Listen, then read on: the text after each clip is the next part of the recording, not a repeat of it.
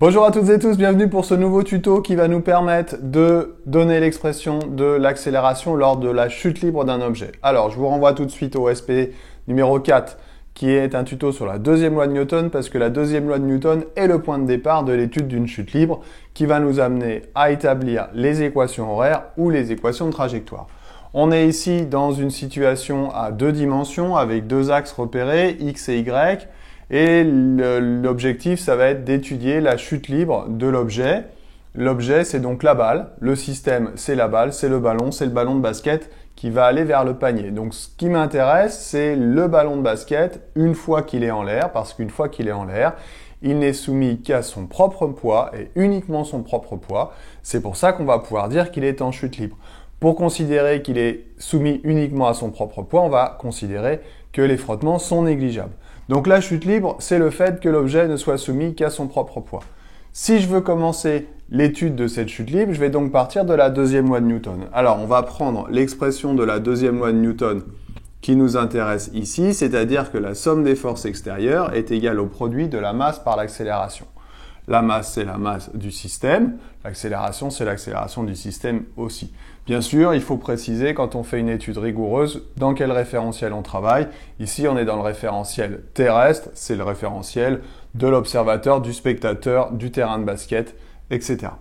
Bien, alors quelles sont les forces qui s'exercent sur le ballon? Une fois qu'il est parti, ce ballon, j'insiste, une fois qu'il est parti, ce ballon, il ne subit uniquement son poids. On a dit, c'est pour ça que on déclare qu'il est en chute libre. Donc P égale ma.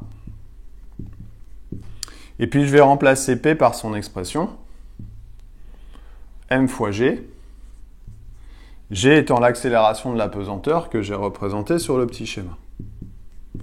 Ainsi, on va pouvoir simplifier la masse et on arrive à une expression vectorielle de l'accélération qui est A égale G.